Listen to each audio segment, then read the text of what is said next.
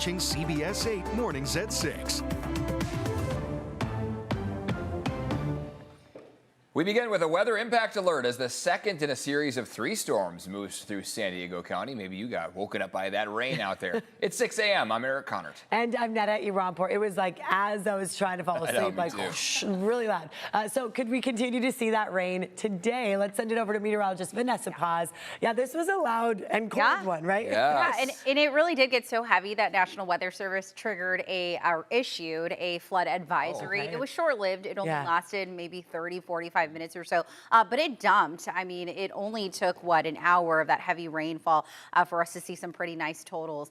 So 24-hour rainfall totals, here's what it looks like. Across our coastal areas, that's where we saw the most rain. We were about 400 inches shy of getting a full inch over at San Onofre. Carlsbad, you collected over 8/10, close to half an inch for Fallbrook, about 5/10 of an inch rather in downtown, and close to a quarter out in the South Bay for spots like Chula Vista.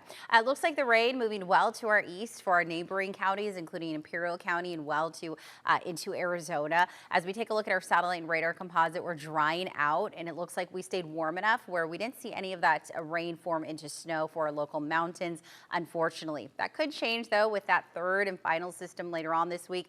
Depending on how cold it gets, we could see snow in our local mountains, but as of right now, it looks like there is none. Current visibility right now reduced down to about a quarter of a mile or so in Ramona and about half of a mile, so watch out for that, along with the ponding on our major freeways as you head out the door.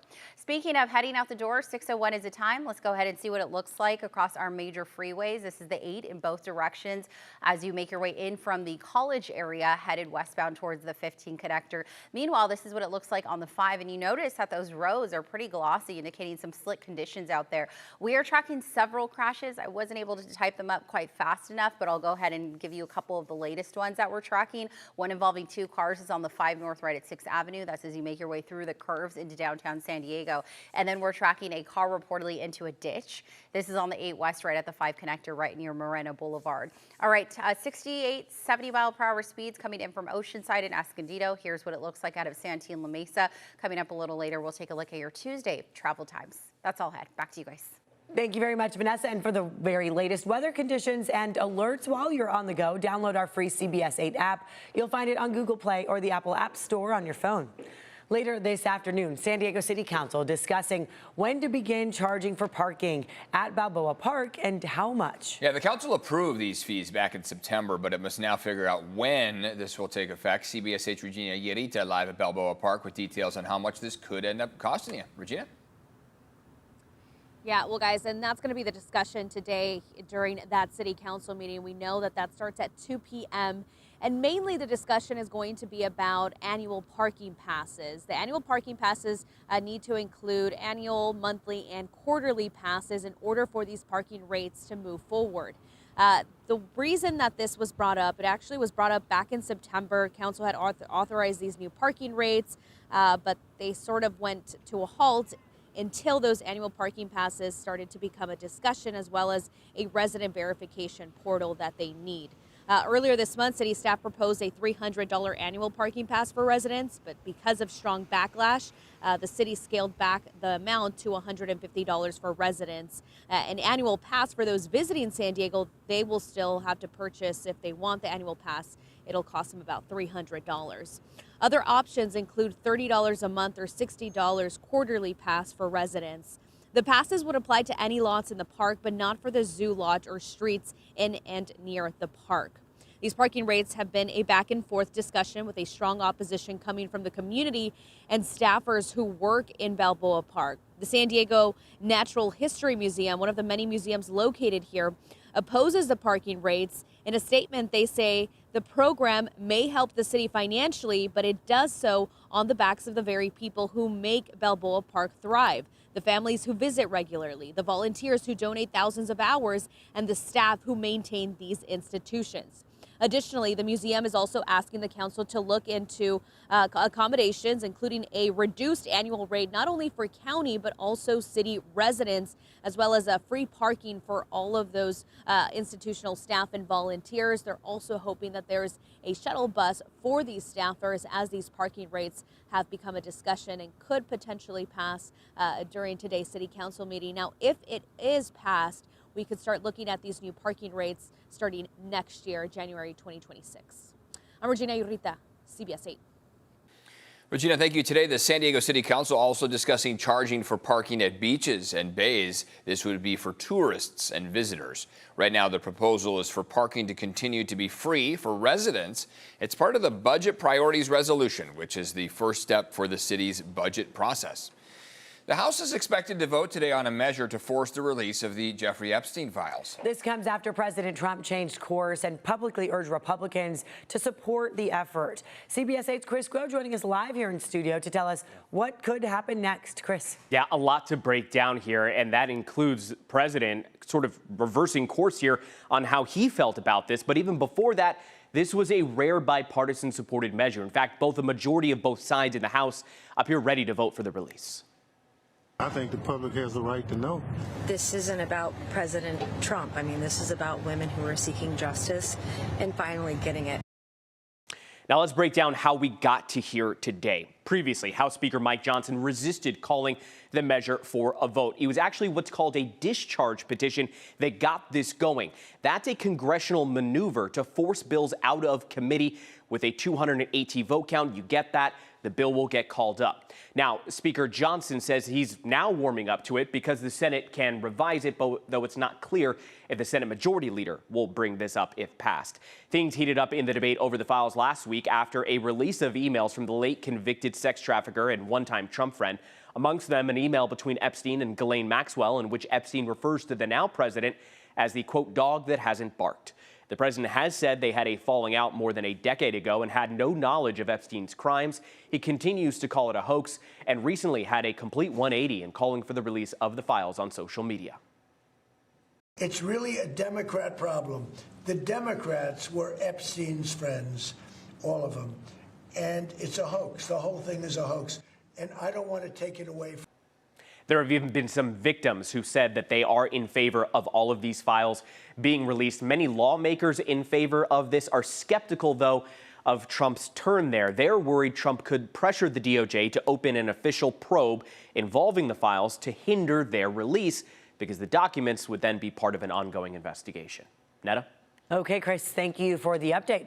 While this current storm not as intense as the one we got this past weekend, some people are worried about this much rain coming down in such a short amount of time. In southeastern San Diego, many residents who endured catastrophic flooding last year remain on high alert. They've been constantly monitoring that storm channel near their homes, which city crews have been keeping clean. Yeah, as long as this keeps clearing out the water, I'm not too concerned, but if it gets worse than it was, then yeah, I'm definitely concerned.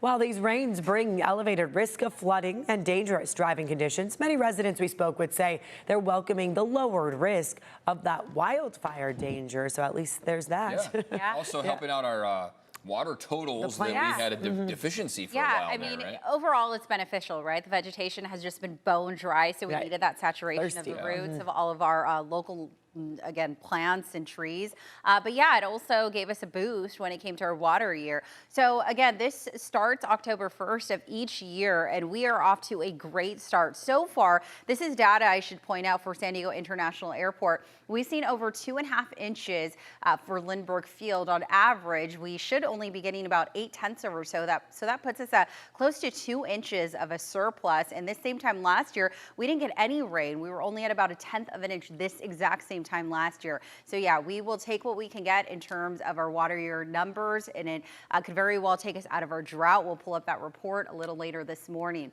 As we take a look at live look outside, this is from our Mount Soledad sky cam. We're seeing a mix of sun and clouds out there as the sun starts to light up the sky. Current temperatures right now, we're waking up rather chilly, especially the farther from the coast that you are.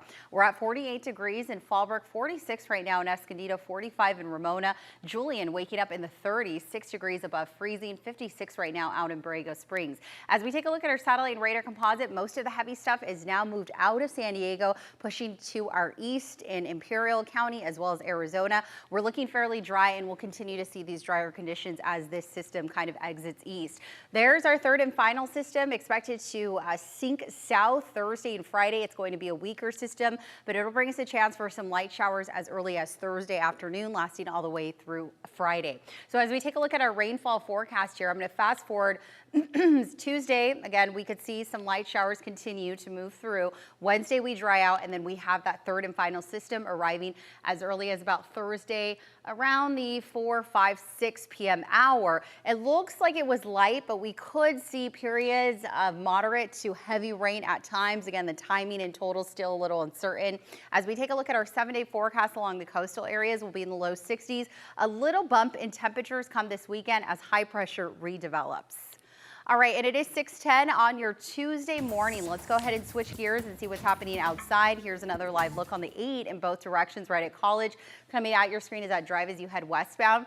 And things aren't picking up too much, but again, you can see that those roads are a little glossy out there, indicating that we're seeing some minor ponding, some soaked roadways, so just make sure that you're leaving time for travel as you head out the door.